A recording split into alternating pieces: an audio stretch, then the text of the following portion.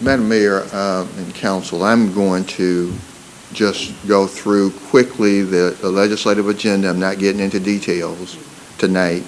We're not asking for a vote tonight. When we come back on the at the next business meeting, we will be asking you to vote on each of these items individually. In the meantime, if there are things that you want to add to the agenda, you can do them between now and the meeting where we will be voting. And even after that, if you have some things that come up before the legislative session, you'll be able to vote.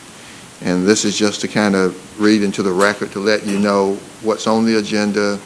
I was going to go through them, but I'm just going to let you know because I know that we've been here a while. The first one is the 911 surcharge increase. That's been on for a number of years, and it's back on.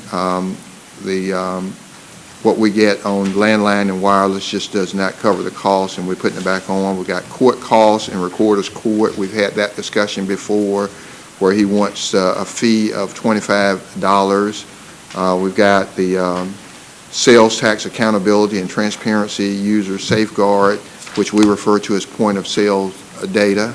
And Mr. City Manager, let me just say that if council, while they're looking at this, if they would like us to take that off so that our agenda is not so full, that is more an administrative probably type thing that we need to speak with the Revenue Commissioner and the Governor and continue those lines of discussion than actually having legislation posed. So I just throw that out for council if you're looking for a way to lessen the load of the legislative agenda so it's more effective. That could be one that we just pursue administratively. So just make a note of that as you consider it. And the fourth item would be repeal local population provision contained in alcohol beverage code pertaining to measurement of prohibited locations. And this would simply repeal the paragraph which provides a different method of measurement for alcohol establishments to prohibit locations for counties having a population between 175 and 195,000. Then we got the Georgia Open Carry law, where the Trade Center they've had some concerns with House Bill 60. As it currently stands, the law allows anyone to bring a firearm into a public assembly venue, and they are asking that if a customer leases the space for private events, they're concerned that they don't have the ability to prohibit guns at their event. And so that was asked for by the Trade Center. We've got casino gambling referendum, and it's requesting the legislative delegation introduce and or support legislation to authorize a referendum to allow Georgia citizens to vote as to whether they want to allow casino gaming in Georgia for the purpose of Hope Scholarship funding. And I didn't call off the counselors' names or who asked for these, but we'll do that at the next meeting. We've got Peach Care for Kids. We had a discussion at council on that. Law enforcement issues, and I will just take a second to note some of these so that it's clear in the community what this is. But it's requesting that the legislative delegation introduce general legislation at the 2017 session to implement one or more of the recommendations contained below.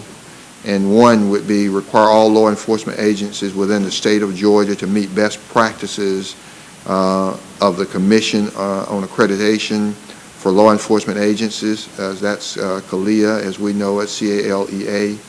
Require any future fatal officer-involved shooting within the state of Georgia be investigated by the Georgia Bureau of Investigation. Require any future fatal officer shooter within the state of Georgia be reviewed and or prosecuted by a district attorney outside the jurisdiction of the shooting. Require the compilation and maintenance of data on officer-involved shootings in all Georgia jurisdictions. Require all incident video footage of any officer-involved shooting to be subject to the Georgia Open Records Act, regardless of pending review or investigation, absent court order protection. convene a bipartisan legislative commission to review and report on law enforcement immunity statutes in Georgia and the need for any legislative amendments or adjustments. So those are the 6 points in that request.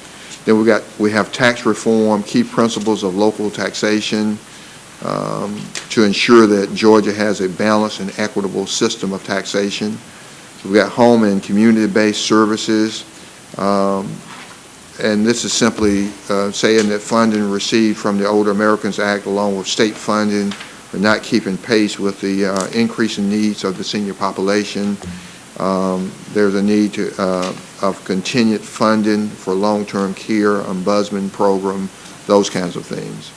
We've got hotel motel tax, requesting that the legislative delegation introduce legislation to amend the law so that it only applies to local option sales tax referenda held after January 1, 2011, leaving the original 2 exemptions contained in our 2004 legislation in place in Columbus. And that was requested by Councilor Henderson. Repeal of hotel destination fee imposed by House Bill 106 in the 2015 session, and that was where there was a $5 per night fee on hotel lodging as part of the transportation funding plan enacted with House Bill 170. Of course, we know that where communities border other states like we do, Alabama, it puts us at an unfair advantage, and so we're asking for that. Personal transportation vehicles, that's PTVs. We, as you know, enacted an ordinance allowing the use of PTVs on certain designated streets in Uptown. And due to state law restrictions, registration was only, we were only able to, they required 5 years, and we think it should be more often, such as every year. And so we were asked to put that on. Local governing authorities have to review and issue certain building permits. There's a bill that has been dropped, although not acted on. It's Senate Bill 437. There's a requesting to reduce the timeline for building permits and giving the applicant an opportunity to use private plan review to approve construction plans. In other words, it's saying we need to do it in 15 days instead of the 30 days, and that just places a burden on us to be able to do that, and it threatens the integrity of our process. We're concerned about it. Number 15, amendment of conflict of interest provision for redevelopment powers law. We've talked about that, where elected and appointed officials can't do certain things, can't own property, can't be involved, and we want to ask for clarification of that law as it relates to TADs, as we know them, tax allocation districts, but redevelopment powers. The number 16, ensure that constitutional officers pay their own attorney's fees when filing suit against their county governing authority. We're asking for clarification from the General Assembly to ensure that constitutional officers may not create the conflict and make use of the statute to sue the governing authority and force it to pay the attorney's fees without any safeguard to the public coffers. And that was asked for by Councilor Henderson. Legislation, number 17, legislation imposing restrictions on step therapy, fail first protocols. Step therapy is also known as fail first policies, or insurance practices which require the least expensive drug in any class to be prescribed to a patient first, even if the patient's physician believes a different therapy is medically in the best interest of their condition. And so that was asked for by Councilor Barnes, and so we'll be bringing that back and explaining it in further detail. Those are the 17 things currently listed. There may be some other things that you're interested in. Let us know, but at the next business meeting, we will go through those in detail and ask you to vote on them individually at the next meeting. All right. And so that hopefully gives the public a chance to know what's on the agenda, what's coming that you're going to be asked to vote on, and you'll be prepared, of course, to vote up or down on each of those at the next meeting. That's it for that subject, Madam Mayor, unless there are questions. Is this published on the website, the Mayor Pro Tem would like to know? We can publish it on the website. Okay. Is it on ECAP? It's on ECAP. ECAP, but not on the website. Why don't we just put it on ECAP? You want to do that? Okay. On At least- website?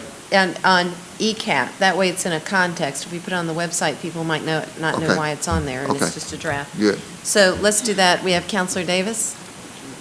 Manager, I know that you might have got an email today about some additional requests to go on the list as well. They're not on here, but I just want to make sure they've been submitted. I do have those, and Yeah. very quickly, it would be amend state law to provide hotel tax relief to evacuees of storms or hurricanes when a state emergency is declared.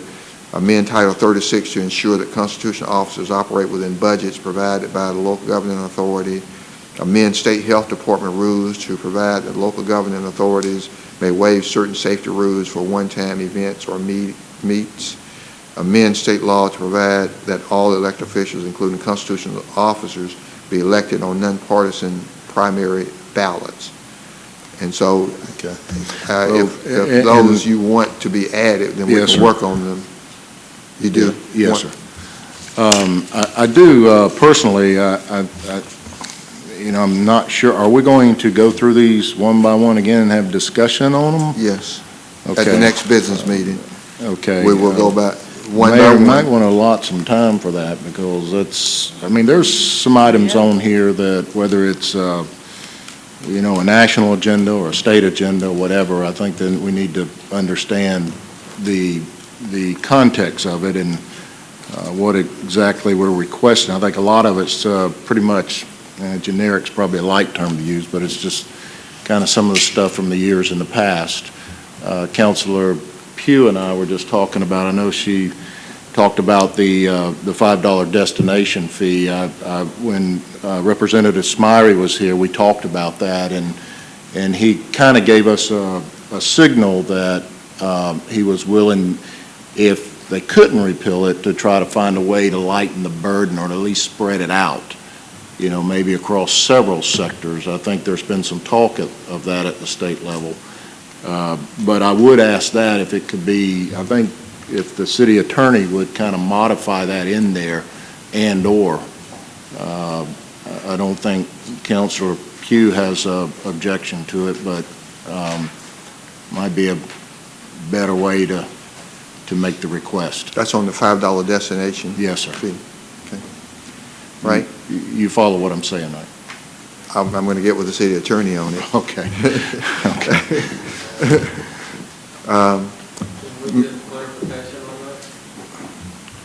Well, you and I have talked about it before, but This destination fee and the evacuee relief or something else? no, we were talking about the $5 destination fee. Last year, we asked them to repeal it. I'm not so sure there's a lot of support for that, but if they repeal it, that would be great, being that we're a border city and it does affect our city. I think the statistics show that. What I was asking is an and/or, kind of a modification of that, if you would put in And there. I think we put that in the list to repeal or modify this provision. Maybe I didn't see the That's the way it modified. should read.